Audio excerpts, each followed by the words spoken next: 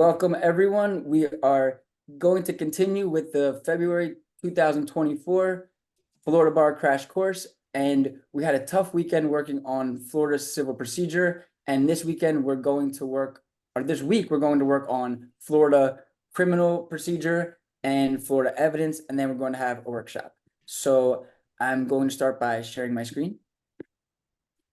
The old-fashioned screen, and I'm going to do something a little bit different today than usual. So in the July 2023 course, I like to go back in time, and I'm actually going to pull up a folder that has a muscle next to it.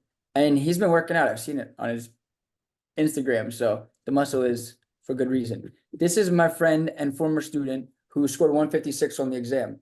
You have access to this folder. He created these materials, and they're super fire. So what we can do is look into it and see what he was able to do and see if this will help us. Although this is criminal, I'm not sure he has a criminal procedure one.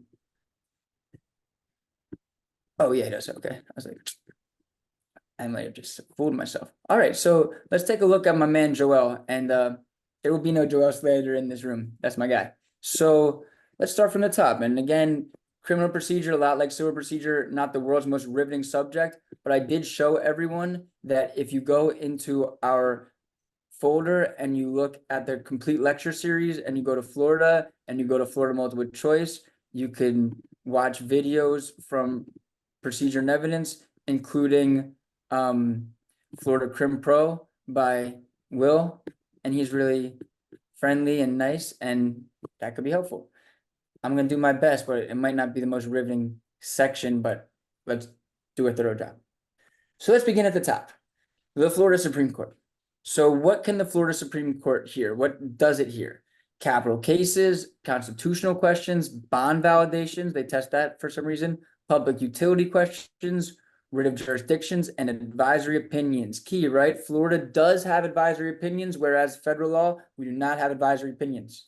So the appellate jurisdiction, it has Supreme Court mandatory appellate review, Supreme Court discretionary appellate review, and capital case appeals from circuit court straight to the Florida Supreme Court. So these things go right to the Supreme Court, bond validations, constitutional questions, etc. And then they have appellate jurisdiction over certain things, mandatory, discretionary, and then capital case appeals from circuit court. So if there's a capital case from the circuit court, it'll go right to the Florida Supreme Court. But just in general, think of the Florida Supreme Court as the top court in Florida, just like the Supreme Court of the United States is a top court in the United States.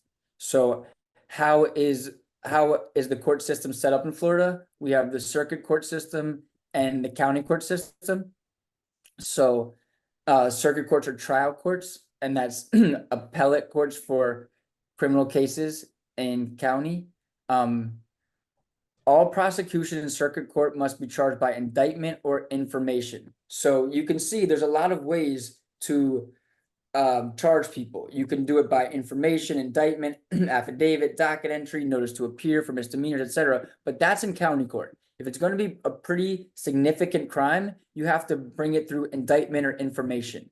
Indictment is bad. I mean, if nothing's good, but like if you get indicted, that means, you know, they really came after you from the top. Where information is, you know, a formalized, informative document that has the nature of all the crimes that you're being charged with. Where if it's something of lower nature, they could do it via affidavit, docket entry, notice to appear, smaller things for misdemeanors. But for these, you know, bigger criminal cases, we're going to have indictments or information.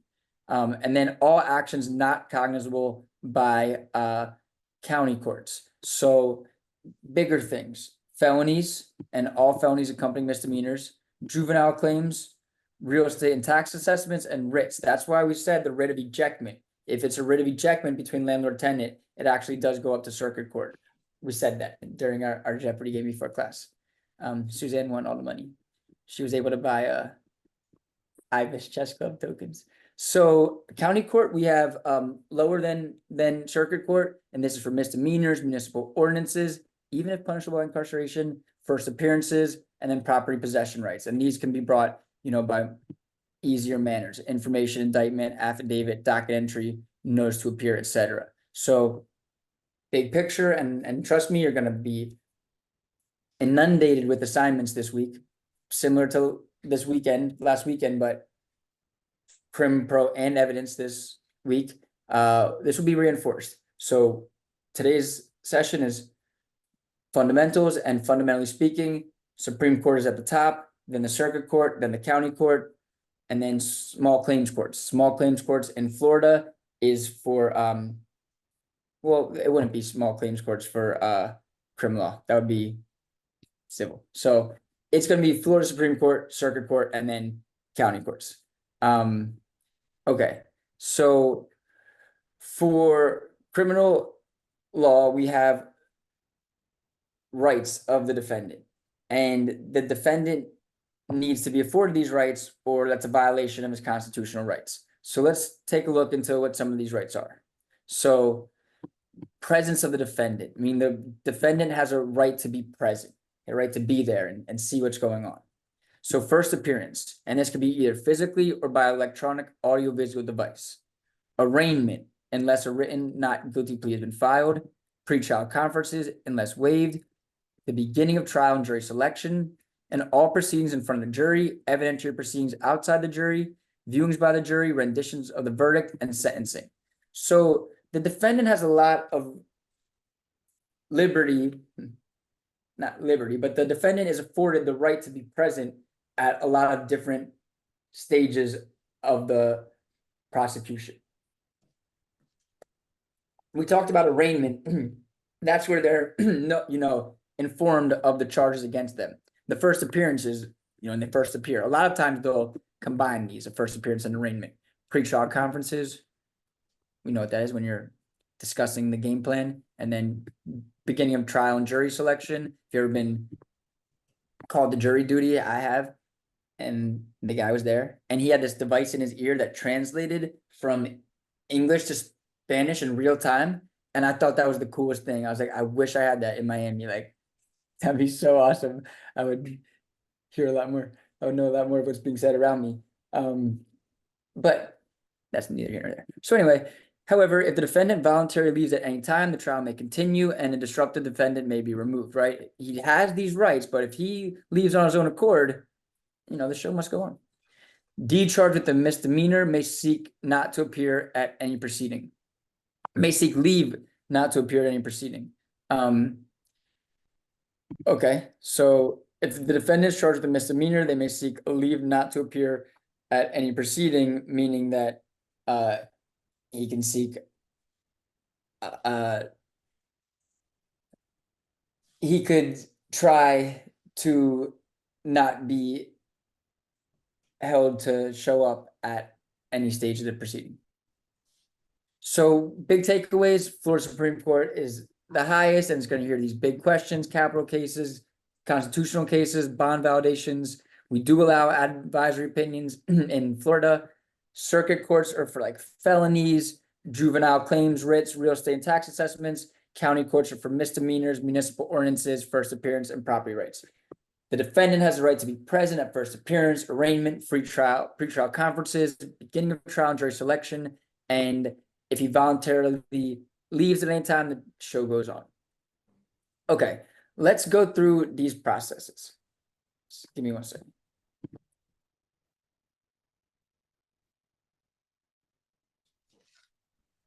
Okay, so compelling the defendant to appear. The state or county judge issues an arrest warrant. This is for felony, misdemeanor, ordinance violations, right? An arrest warrant. The clerk may issue a summons for misdemeanors only. The judge may issue a bench warrant known as a capias when the defendant failed to appear as required or charges filed but not in custody nor out on bail. So that's when the judge can issue it, when he's failed to appear as required or the charges are filed but he's not in custody nor out on bail. So the arresting or booking officer may issue notice to appear in lieu of physical arrest for misdemeanor and violations of municipal or county ordinances, unless the arresting or booking officer may release and issue a notice to appear. So these are the reasons why the officer wouldn't have to issue the notice to appear. The accused fails to identify himself or sign the notice to appear. The officer reasonably believes the accused presents an unreasonable risk of harm to himself or others. The accused is a flight risk, has past history of appearances at pleadings, no ties to jurisdiction, and this must be a misdemeanor or city violation to apply. So pretty detailed, and that's why I love Joel. He went super into details with everything. I'm just trying to give everyone the fundamental concepts here. First part is we have to issue the arrest warrant. We have to issue the summons. We got to get this guy aware that it's time for him to face the potential music. So then they'll have the first appearance. So the arrestee in custody must be brought to court within 24 hours of arrest. This is mandatory. And we'll see they love to test these, how many hours you have from the first appearance. And there's a lot of different conditions, adversarial determination hearings, 48, 21. There's a lot of tough numbers. Florida criminal procedure is difficult.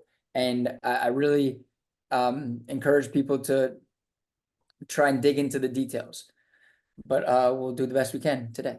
So first appearance, the arrestee is in custody, must be brought to court within 24 hours of arrest, and this is mandatory. He'll be advised of the charges, the Miranda rights, and the right to counsel. An indigent arrestee with possibility of jail time must appoint counsel before first appearance, and the defendant charged with a misdemeanor can waive their appearance if there's notice to appear. So first appearance is when you are going to appear and be advised of your charges, your Miranda rights, and your right to counsel. So a lot of times, like I said, the arraignment can occur after the first appearance or in conjunction with it, and they're very similar, but this is when you're formally charged, whereas the first appearance is when you're kind of advised of your charges, right? You see the subtle difference? They often happen back to back, but the first appearance is a little bit more informal of an advisory appearance, whereas the arraignment is, the formal charging, they tell you what your charges of, and you enter your plea. So, we'll continue to go through this. It's tough, but eventually we'll get to the fun part and we'll do some questions together. But it's good to just hear this stuff, and there's really no easy way to teach civil procedure and criminal procedure because they can test any details from the statutes, and it's just good to get exposure. Okay, so pretrial release, all persons are entitled to pretrial release unless, so there's a rebuttable presumption of no pretrial release if the person is charged with a capital offense or life imprisonment, plus the proof of guilt is evident or the presumption is great, or no conditions of release can assure defendant's appearance, community safety, or judicial integrity. Defendant may rebut presumption by establishing that release is appropriate. So you're supposed to get released, but if you're charged with a capital offense or you're really a threat to the community, then we're going to assume you're not going to get pretrial release, but you still could potentially. If you got a really good lawyer. You got the Lincoln lawyer or something. So presumption of pretrial releases for all their crimes. So factors courts consider.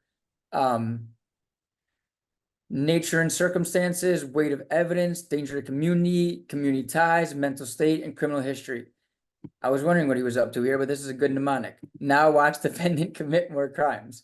Nature and circumstance, weight of evidence, danger to community, community ties, mental state, criminal history.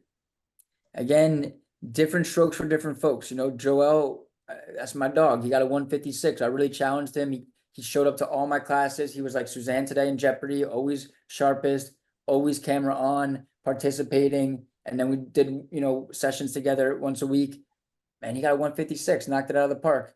And he will admittedly tell you he's not like the world's natural, most brilliant student. He's pretty above average, hardworking, normal. He just is a product of hard work, and he created these. Holy bananas, this is a 34-page outline. So I'll go over it a little bit less detail, but I just wanted to give you guys some exposure to how detailed these outlines are and where you could really learn about criminal procedure. So we see what happens is we have the first appearance, we have the pretrial release, then we can have bail or bond. So the conditions of release can be modified, revoked within only 3 hours notice.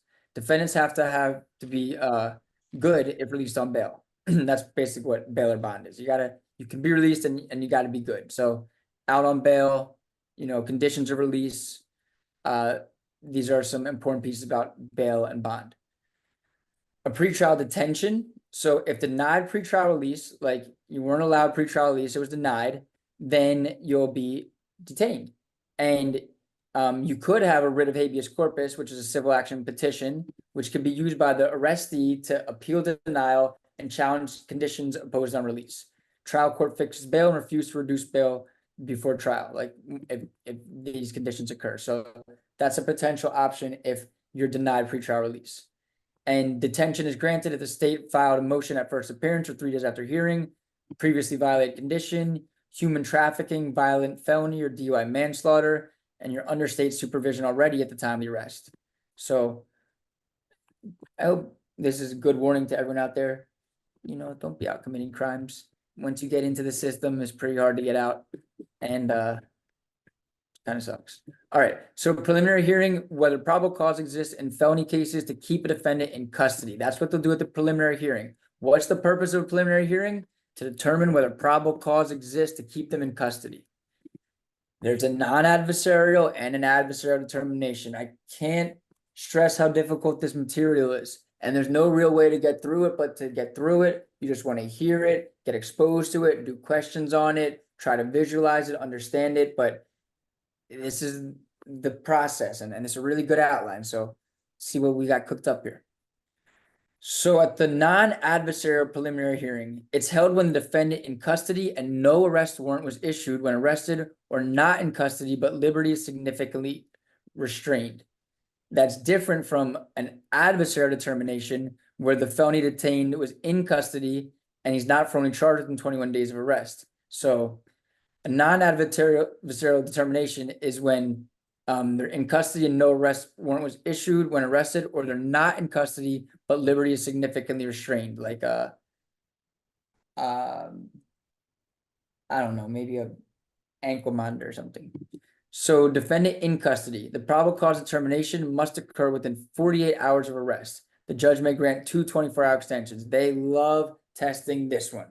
For the non-adversarial probable cause determination, it must occur within 48 hours of arrest, but for good cause, you can get 2 24-hour extensions. They force you to do lawyers' least favorite thing, mathematics, and put this together.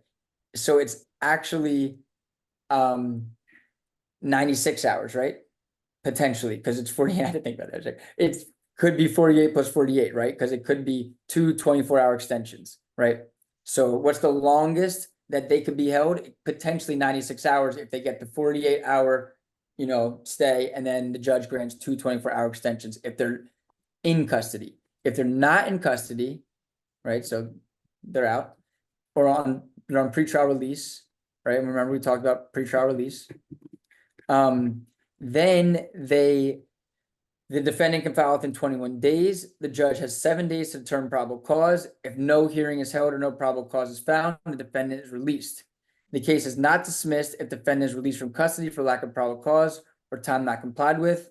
And if probable cause is found, defendant is held to answer charges. So slow it down. Preliminary hearings are used to determine probable cause. We'll have the non-adversarial ones where if they're in custody, it has to occur within 48 hours of arrest plus 2 good cause 24-hour extensions.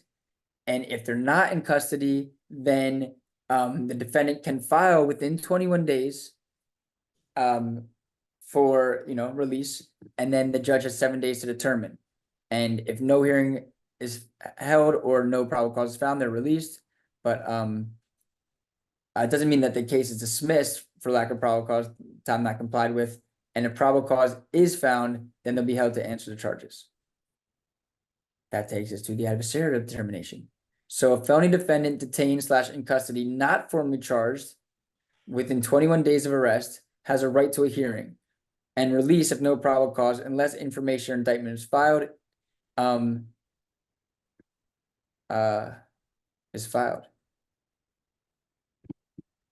What do we got here? Or if so, ROR, released on their own recognizance. Yeah, release on their own recognizance. I love that. I was gonna say right of first refusal. I'm like, that is property. If so, of release on On own. their own recognizance. I work in first appearance court in All Hillsborough right. County. Hey, I'm gonna give you a moment to shine. Oh no. Yes, please. Tell us about it. What's work like with you? And all these things I'm talking about, what things ring true to you? What things do you hear about? What things do you see in real life? And how does this process actually go down? Just take a minute. I'm sorry to do this to you, but I'd like to hear about it from a live perspective. Okay, so I only deal with the first appearance part of it. But usually I'm at the county jail at like 7 a.m. Court, it used to start at 10. Now it starts at 11:30. So you have to get there 2 hours ahead of time. They bring the inmates out.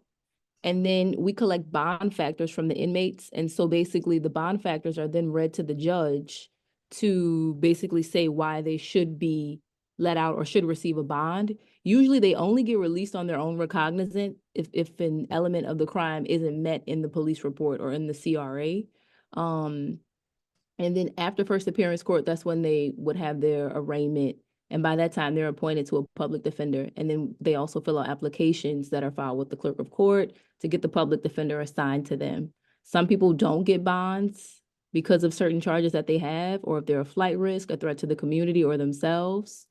And some people are released directly into mental health programs or to the state for different personal reasons. Amazing. Yeah, I really appreciate that. And I just got a message that Amy's gonna do Florida evidence on Wednesday, so it's good to hear from other voices. Um, and that was awesome. It was good to hear from what it's actually like on the ground floor, and you see, yeah, this is what it's like, and you want to know these are real lives we're dealing with, and this is the procedures they must go through, and these are people who have families, and they want to get released, but we can't just release them if they're gonna be a threat to the community. Okay, well, I don't know. I'm not into that. I don't determine that. Someone else will. Okay, so anyway, preliminary hearings, we were talking about adversarial determination. So the felony defendant is detained in custody, is not formally charged in 21 days of arrest. He has a right to a hearing. If released, he's released if no probable cause, unless information or indictment filed. If so, he's released on his own recognizance. If probable cause is found, he's held to answer charges. The case is not dismissed, same thing. Counsel present, witness summoned, examined, statements can be used against the defendant. If a defendant is held in custody and no charges are filed, probable cause is found to hold defendant in custody. Charges must be filed within 30 days of arrest. Another thing they love to test. I know this is not an easy subject. I am not the one who's testing you. Don't get mad at me. I'm the messenger. They do love to test this. They love to test uh the this right here. They love this one, the 48 hours with the 2 extensions, and they love this one. That if they're held in custody for adversarial determination and no charge are filed, they must be filed within 30 days of arrest. And then they go through this whole process of 30, 33, 40. You want to know that rule, the 30, 33, 40 rule. I always like to say if you learn one thing a day in my class, right? I'm a broken record. This is a big one, the 30, 33, 40 rule, right? Because they can test it in 2, 3 ways and you can get it right every single time. So for an adversarial determination, a defendant held in custody and no charges are filed, they have to have probable cause to hold the defendant in custody. Charges must be filed within 30 days of the arrest. The state must release the defendant by the 33rd day or show good cause for delay for a window of 40 days. If good cause is found, defendant is released from custody, released on no recognizance, if not charged by 40th day. So case is not dismissed. Again, that's the key thing here. So the charges must be filed within 30 days of arrest. And if they're not, they have to be released by the 33rd day, or with good cause, it can be extended 7 more days to 40. So must be brought within 30. If they're not, they have to be released by the 33rd day or extended to 40 for good cause. Defendant held in custody and no charge are filed. They have to have probable cause found. And if they don't, the charges must be filed within 30 days of arrest. And if they're not, they have to release on the 33rd day or a good cause extension for the 40 days. Then they gotta be released. 30, 33, 40. And then 48, 24, 24. And then the 21 days for they're not in custody for not adversarial. These are tough concepts. This is flashcard stuff right here, right? We have flashcards, we have things that you could work on, but there's nothing like doing it yourself and creating your own outlines, materials to remember this. This isn't riveting, like I said, and I've just been doing this long enough to know it's heavily tested, but I don't have a magic formula for like hammering it into your brains. It's just like you kind of got to read it, review it, and I'm telling you that it is important. Okay. Arraignment occurs anytime after defendant is formally charged. Defendant's formal response in open court to the charges. So the defense advised the formal charges filed in information or indictment, and the defendant enters either a guilty plea. So the court will accept plea if given voluntarily and there's factual basis. Has to be voluntarily. Not guilty. Appearance at arraignment can be waived with a not guilty plea or a nolo contendere. There's also a what we call it, maybe like a Alford plea, which is pleading guilty but not accepting guilt, if that makes any sense. It's like accepting liability and blame but not accepting guilt for it, whereas no contest means you're not contesting it, and then not guilty means you're pleading not guilty, and then guilty means you're accepting guilt. If a prosecutor seeking a death penalty must file notice within 45 days of arraignment. No death penalty for mentally disabled or persons under 17 years old. Pregnancy can delay or avoid altogether. That's a good one. No death penalty for mentally disabled or persons under 17 years old. Can I ask a question really quick on that one? They'll never charge new info on the bar, correct? Because they just changed it for child sex offenders can get the death penalty. It was signed last summer, so it became effective July 1st in 2023. I don't agree with that statement that they'll never test new information on the bar. No, that was a question. No, they will. Okay. They'll test up to, I would say, February 1st, 2024. And usually if there's a brand new law that comes up in the weeks before the test, they'll come out with a statement. But if they don't, you're supposed to assume that, you know, know the law until the day up to the day of the test. But are you 100% sure of this? I'm gonna believe you because you get so good in Jeopardy. I'll send it to you, but yes. All right. So child sex offenders under 17 can be sentenced to death penalty. I honestly don't know the age, but I just know that they said anybody that commits child sex offense, they can get the death penalty. I'll send it. Send it to me and look it up because they still that I'm not clear on that actually. Maybe not. Like yes, they can get the death penalty, but are we gonna convict a 16-year-old for sex offense of a 12-year-old of the death penalty? I don't know. I mean, I'll look it up and send it to you. All right, let's continue though. So anywho, defendant's appearance may be waived by entering written plea of not guilty. Arraignment can occur anytime after defendant is formally charged. All right, excellent. Now we'll talk about plea bargaining. So the defense attorney must review physical evidence against the defendant, communicate all plea offers to the defendant, and not enter a plea without defendant's consent, right? Your defendant's the one who has to make the decision about entering a plea. The breach of plea agreement by the prosecution entitles the defendant to a new trial or sentencing hearing. Acceptance of pleas. So felony, the defendant must be physically present. And for misdemeanor, defendant can be absent if the court agrees in writing or mailing in a plea. A plea colloquially ensures defendant understands.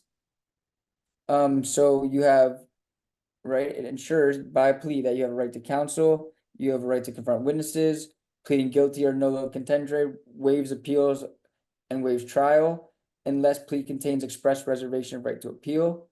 Defendant knows answers can be used against in perjury proceeding, terms of the plea agreement, plea may be subject to non-citizens to deportation and immigration. Oh, nice. This is what I was talking about earlier. Alfred plea. Defendant does not have to acknowledge guilt, but must acknowledge weight of evidence is against him, right?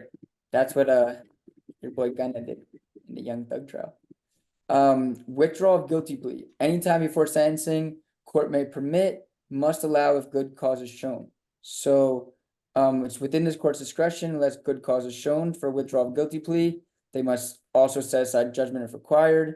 Within 30 days of sentencing, a defendant who pleads guilty or nolo contendere without expressing right may file a motion to withdraw plea, but only on the following grounds: trial court's lack of subject matter jurisdiction, violation of plea agreement, plea was involuntary, or sentencing error.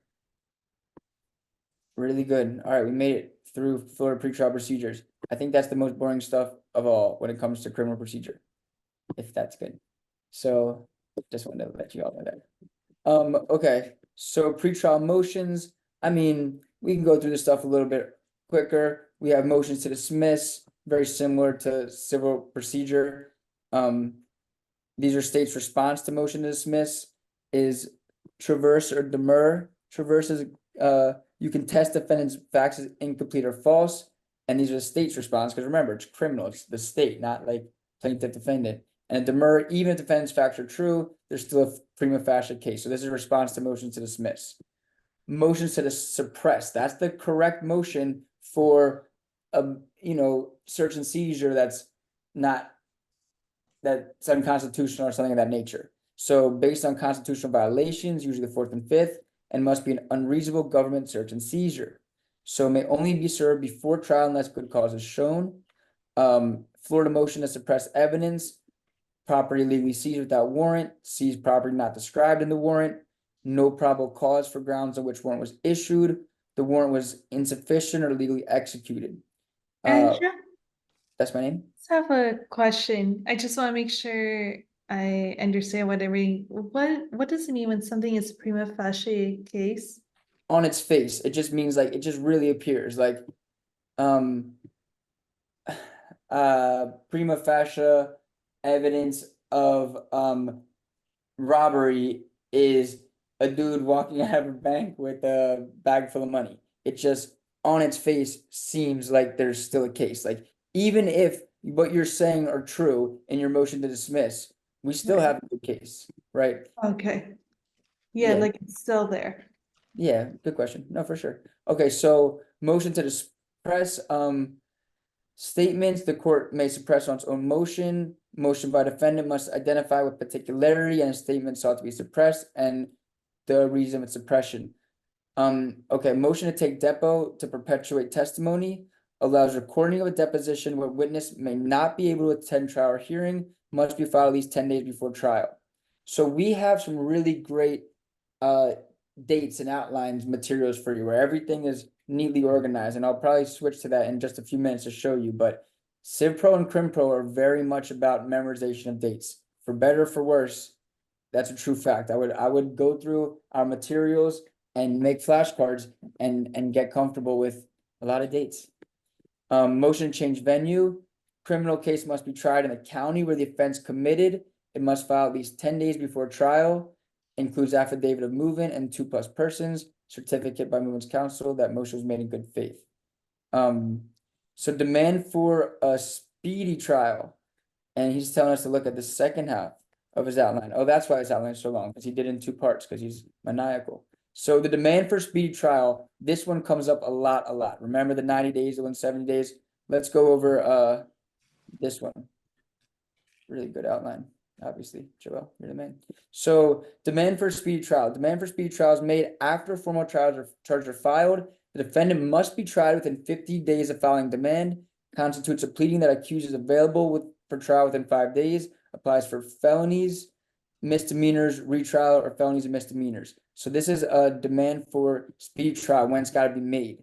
So court holds hearing. It's called a calendar call within 5 days of the filing of demand. The court must set trial between 5 and 45 days from the calendar call.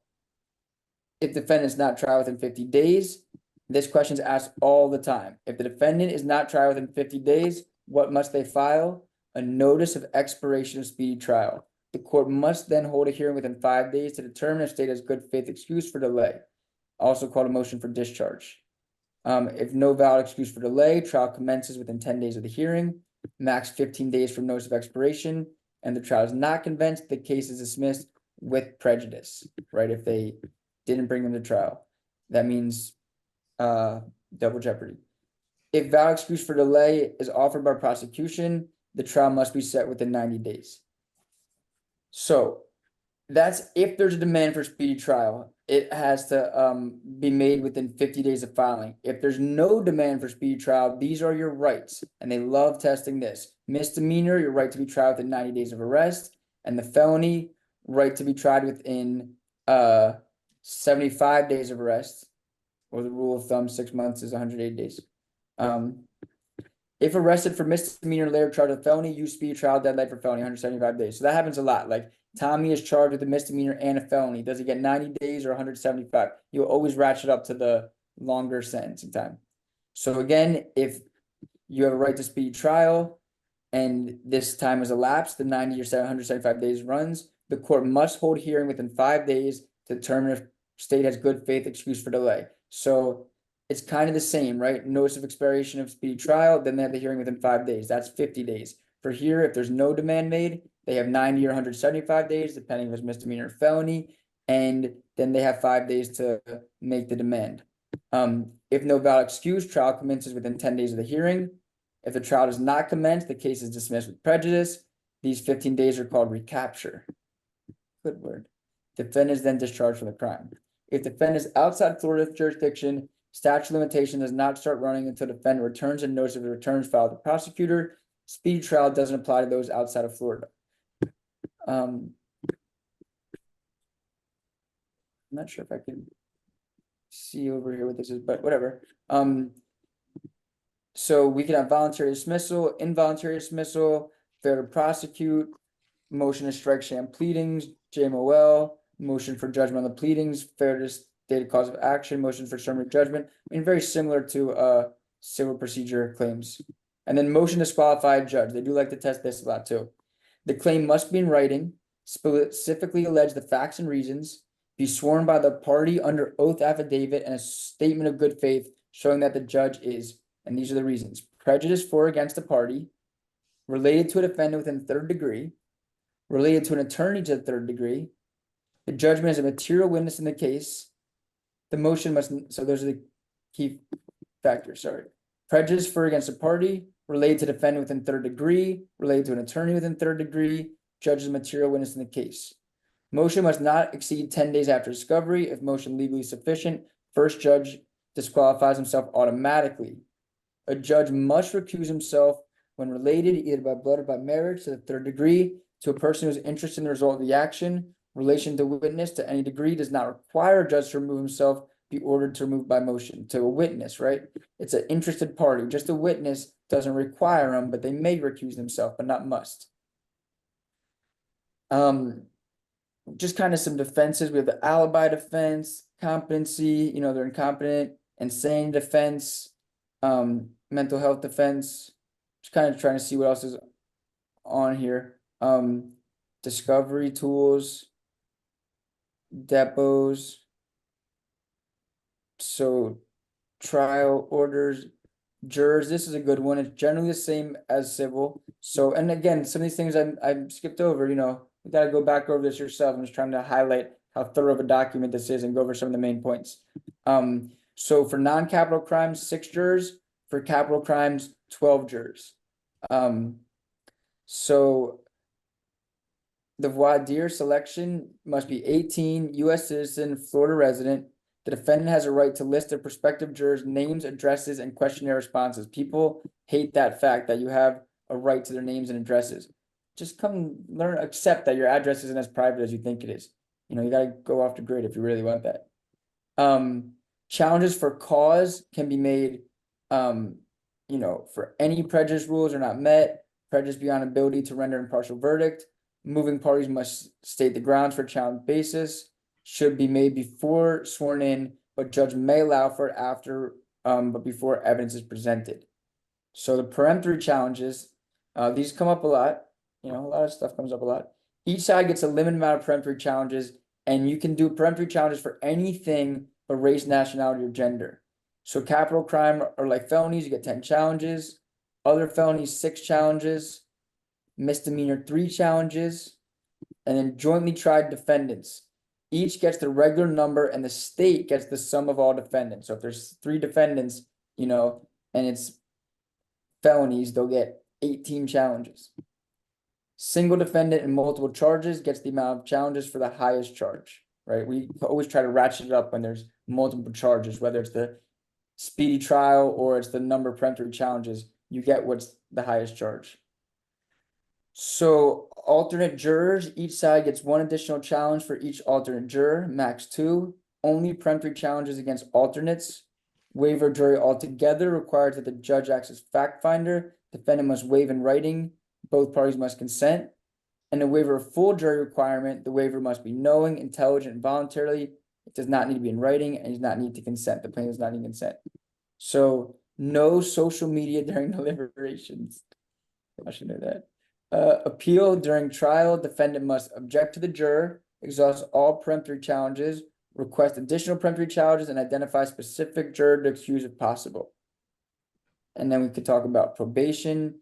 Judge may withhold adjudication, place defendant on probation, and dismiss charges if probation is complied with. The sentencing guidelines are created by the Florida legislator. So, you know, you can't really depart from the sentencing guidelines that are statutory. You know, we'll probably go over these when we do our workshop this weekend. Pre-sentence investigative report. You are so lucky that you don't have, what do they call it? Dependency, juvenile law and dependency as a subject. That was an essay subject when I took this test. To be fair, they keep making this test easier. They keep taking away subjects. So there's that. We used to have to know all about this. But pre-sentence investigative report must be ordered for first-time felony offender under the age of 18, capital case, and defendant does not challenge the death penalty. So that's when you have to have that full pre-sentence investigative report for first-time felony offender under 18, a capital case when the defendant does not challenge the death penalty. So the judge may correct illegal or inaccurate sentences. The sentence may be modified within 60 days, sentencing receiving appellate court mandate, and appeals from capital cases from trial courts, like we said at the top, go directly to the Florida Supreme Court. Sentencing in capital phases, the jury finds the facts, the judge uses those facts and makes the final decisions. Guilt phase, the jury decides guilt or innocence. The penalty phase, the jury decides punishment. And then the death penalty, the jury must find aggravating factor beyond reasonable doubt. Exception, defendant is competent, defendant has been pardoned, or pregnant defendant set the death penalty, you're gonna wait until they give birth. So then post-trial motions, non-capital cases, you have within 10 days of the verdict filing of the court, and then capital cases 10 days after the final judgment of conviction to file some, you know, post-trial motion, like a motion for judgment of acquittal, which is granted when there's no prima facie case, a reasonable jury cannot find guilty. It's kind of the same as a JMOL, and considering all evidence of like most favorable to prosecution, made after the close of state's case or close of all evidence. Motion may also be made post-trial within 10 days of guilty verdict or mistrial, a renewed motion after the close of evidence. So motion for judgment of acquittal is kind of similar to judgment as a matter of law in civil. Motion for arrest of judgment, dismissal based on the law or invalid proceedings must be filed within 10 days of the guilty verdict. And then we have post-conviction relief, motion to vacate, set aside, or correct a sentence. Non-capital cases within 2 years of a conviction, capital cases within 1 year of a conviction. Some miscellaneous pieces. All court records documents must be filed with the clerk. Judgment sentences must be filed with the court. An enlargement of time, court may expand times for good cause, except for motion for new trial, appeal, or acquittal. They cannot be enlarged. Criminal contempt. So direct contempt. Contempt is direct when the objectionable conduct occurs in the presence of the judge, and indirect contempt is when the presence occurs outside the judge. Florida 3, strike you're out for habitual criminals. Increase the penalty for habitual criminals. Enhance penalties for hate crimes. And the sex predator laws subsequent liberties taken away after serving time from crime, for crime, civil liberties like being labeled a sex offender, right? Like Megan's Law. So you can see Joel crushed this outline, and then what he did, he said, break for different source material. This is what studying looks like. He used some materials, created an outline, got new materials, created a new outline, you know, and kind of ran over the same stuff again, but you know, maybe he missed things on the first time, so he got it on the second time. A really thorough job of doing an outline. And you know, I ask my students out there, especially the ones who really are confident, who are working really hard, to send me these outlines, and I'll create a new folder and I'll give you a new emoji, and you could be just like Joel. And then he's got this cram guide from, you know, doing questions, and I always tell people to do this. Crim Pro exam tips. Oh, what you got here, Joel? Look at him. It's like an angel from above. All right. Acronym for circuit court jurisdiction. Misfelridge. Misdemeanors joined with felonies, felony writs, and juvenile cases. So that's circuit court. Misfelridge. Misdemeanors joined with felonies, writs, and juvenile cases. Acronym to help remember what happens at first appearance. Carp 24. Within 24 hours, the hearing provides counsel, advice, release, and sometimes a probable cause determination. How clever. Charging instrument technical requirements. These technical requirements are often tested on the bar exam. You can use the mnemonic device Nisana to help remember the technical requirements of indictments and information.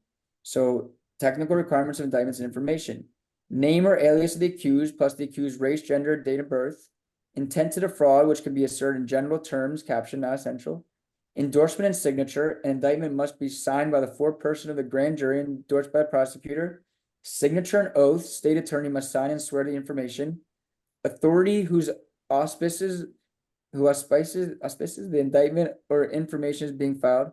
Oh, authority whose auspices the indictment or information is being filed. Nature of the offense, time and place, where and when the offense occurs, definitely as possible. Allegation of facts must be made for each count. So nice Santa, name of the alias, intent to defraud, endorsement, signature and oath, authority under, nature, time and place, allegation. Really interesting. The grounds for disqualifying a judge are often tested on the bar exam. I said that. A motion to disqualify a judge alleges that the judge's prejudice for or against a party, related to the defendant within the third degree, related within the third degree to a lawyer in the case, to any judge who participated as a lower court judge in the case, or material witness in the case. The motion must be in writing, specifically allege the facts and reasons, be sworn by the party under oath or affidavit, and be accompanied by a separate statement of good faith made by counsel. It must be made in a reasonable time not to exceed 10 days after discovery of the facts constituting the grounds. If the motion is legally sufficient on its face, the first judge disqualifies himself automatically. If the defendant seeks to disqualify a second judge's prejudice, that judge is not automatically disqualified unless they admit the prejudice. The 3 closing argument orders frequently tested on the bar exam. Ooh, let's talk about this. So this is the order. It's like chess, my favorite game. And you guys saw my little pieces before the class. How do they play the strategy? Who goes first? Plaintiff's closing argument. Or sorry, plaintiff, my bad. Sorry if I did that earlier today. I didn't do that on purpose. It's prosecutor all day today. I'm sure I did that earlier by accident. I'm sorry. Prosecutor's closing argument. The prosecuting attorney opens closing arguments. Defendant's closing argument, optional. The accused or the attorney for the accused may reply. Prosecutor rebuttal, only if defendant closing argument. If the accused or his attorney replies, the prosecuting attorney may reply and rebuttal. So it goes prosecuting closing argument, defendant has a chance to do an optional argument, and then if the defendant does an argument, the prosecutor has a rebuttal. I feel like I must have said plaintiff multiple times. I can just feel it. I'm sorry. I meant prosecutor all day. Prosecutor, defender. That's, you know, we make mistakes. Okay. Grounds for and timeliness of motions for new trials are frequently tested on the bar exam. Grounds for and timeliness of motions for new trials are frequently tested. Let's see what we got. A motion for new trial may be made within 10 days after the defendant is found guilty. The trial court must grant a new trial if any of the following is established. Mandatory new trial. The jury decides the verdict by lot. They love testing this. It's on my Q bank. They love testing that one. That it was decided by lot. That means by a coin flip, randomly. Newly discovered evidence would probably change the outcome, and the defendant with reasonable diligence could discover and produce the evidence for trial. The verdict is contrary to law or the way of the evidence. The trial court must grant new trial if grounds established, plus the defendant's substantial rights were prejudiced. The jury received evidence out of court, a jury separated without permission during deliberations, a juror prosecutor is guilty of misconduct, the judge ruled wrongly on the law during trial, gave the jury the wrong instruction, or refused to give a correct instruction. The defendant was involuntarily absent when their presence was required. For any reason beyond the defendant's control, the defendant did not receive a fair trial. After a motion for new trial, the court may deny the motion, agree to appoint, but find the defendant guilty of a lesser degree or necessarily include a lesser offense or grant the motion. So I have a question. Does anyone know in an adversarial, let's see what we were talking about. In an adversarial determination, right? If we are the defendant is held in custody and no charges are filed, does anyone know what the process is?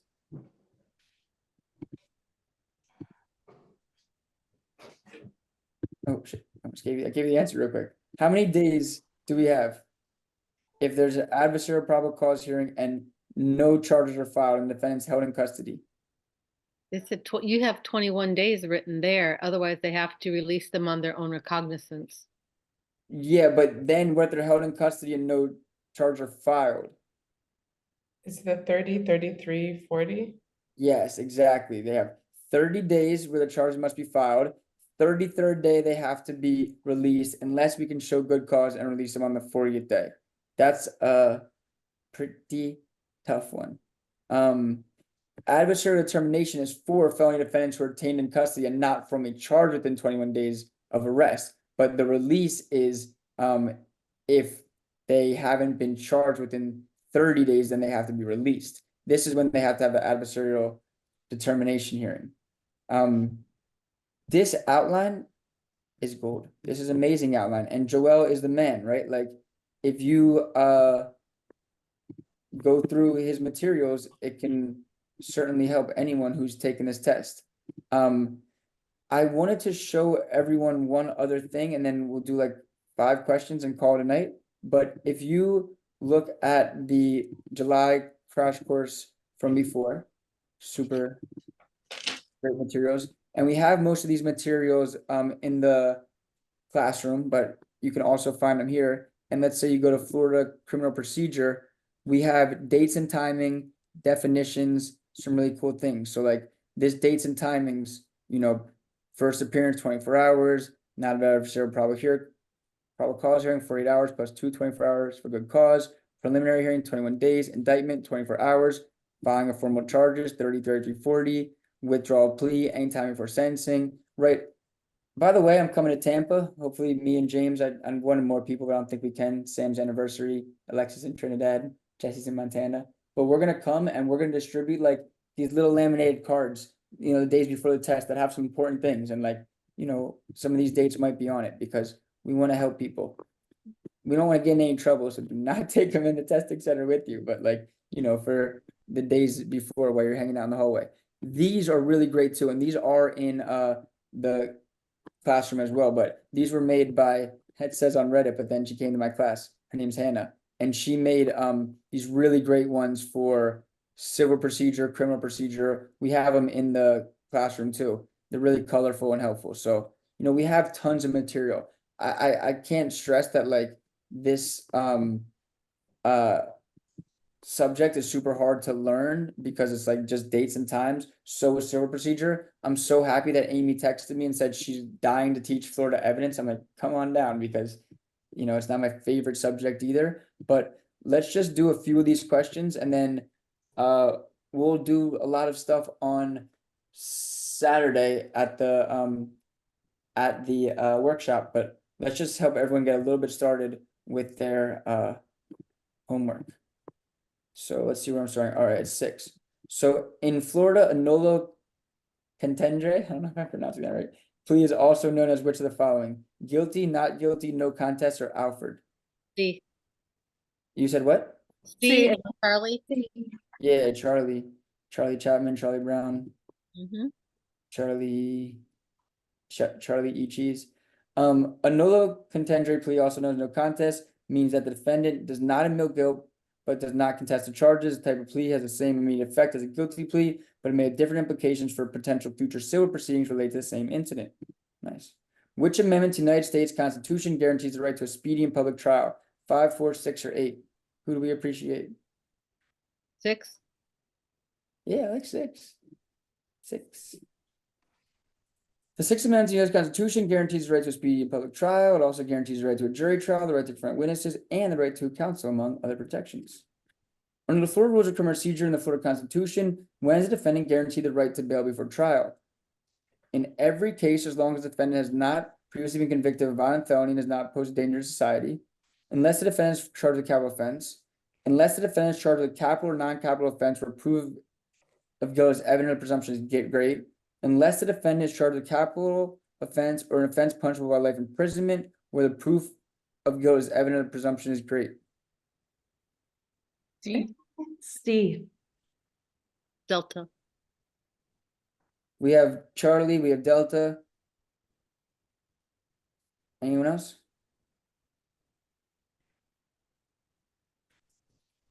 I think it has to be. Okay.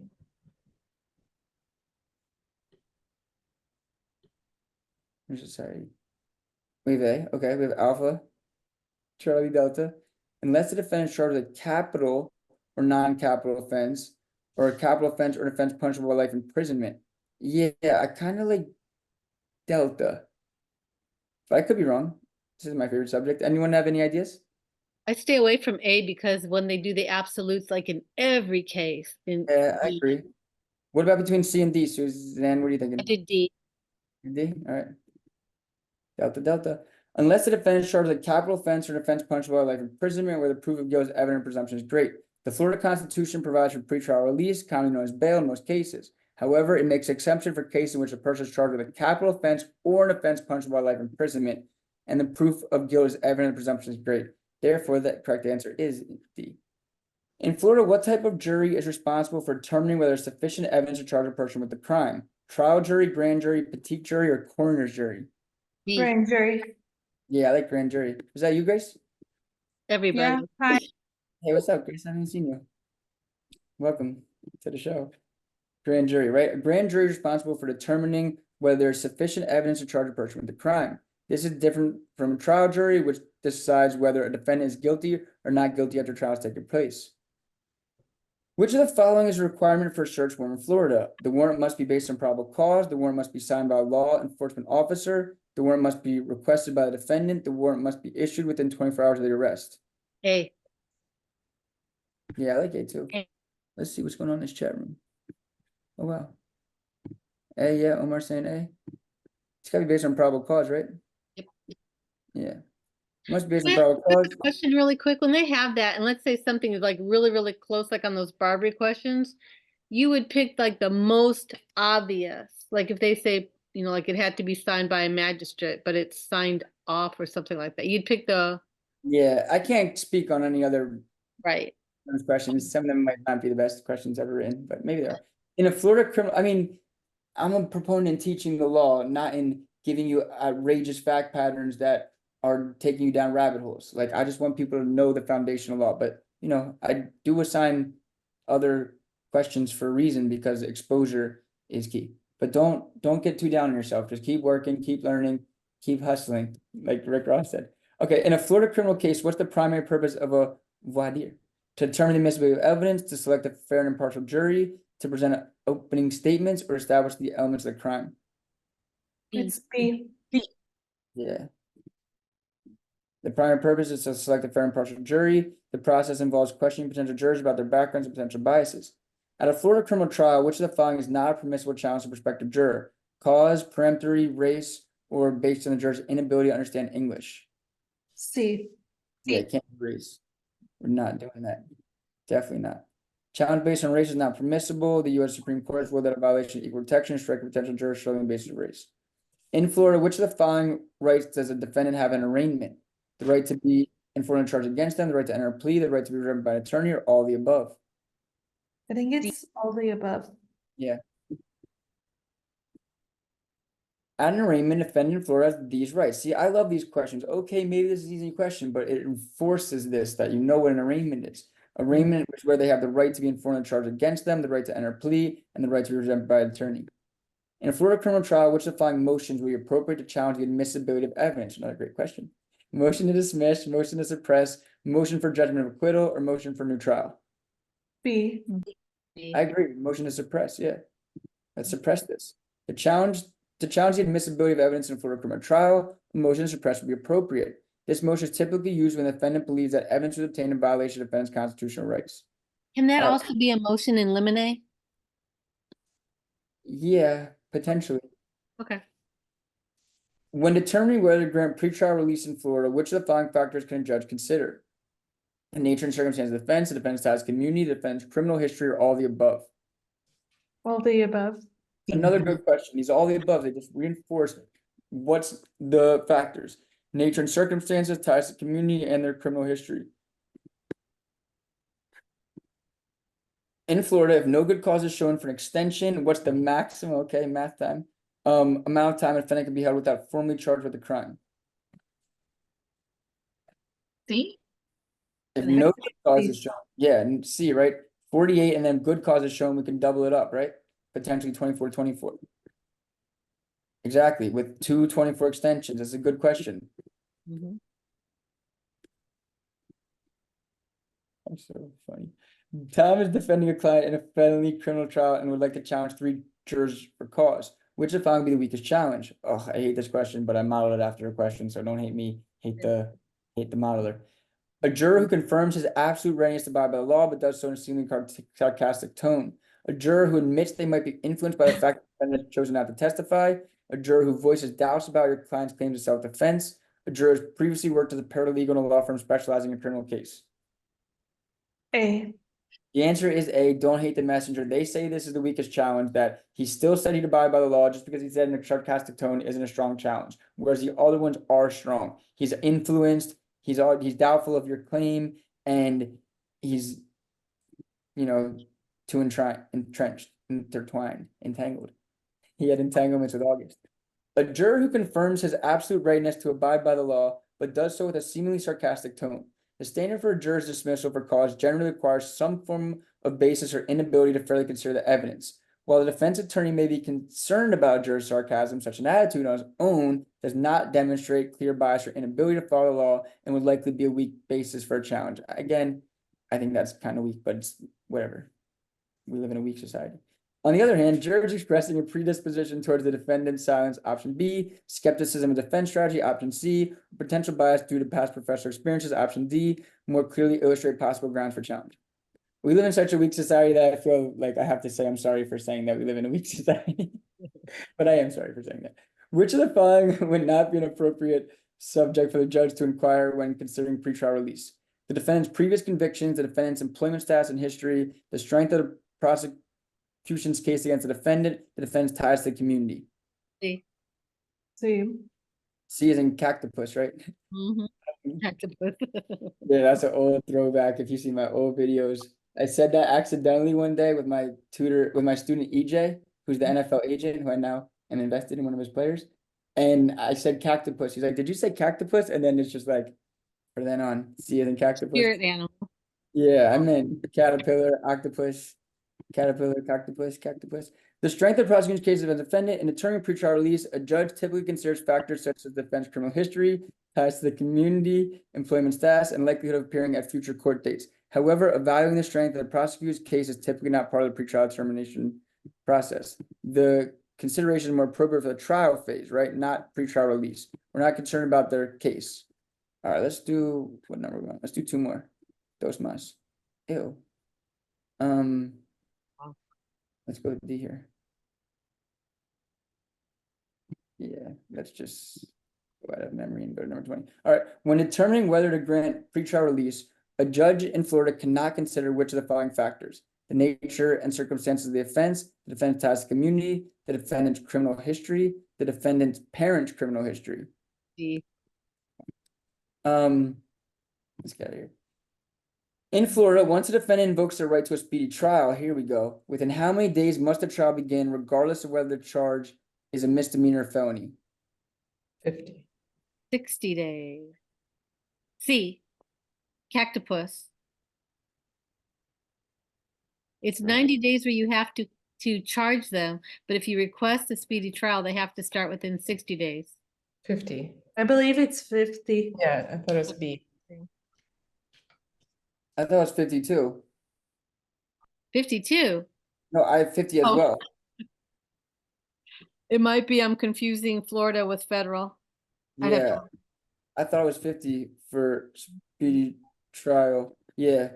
Oh, demand for speed trial is 50 after actual trial within 50 days of demand. That's where the confusion lies. So what's the question asking?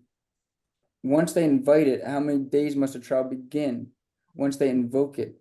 So 50 days of demand, it's gotta be 50, right? Let's see, now I'm nervous. All right. Rule 3.191. That's what I was thinking. But I appreciate your enthusiasm, Suzanne. Enthusiasm is good. All right. In Florida, what is a valid reason for granting a change of venue in a criminal case? Inconvenience for the defendant. The defendant is not like the judge assigned to the case. The defendant is not like the prosecutor. Pretrial publicity and inability to obtain a fair and impartial jury.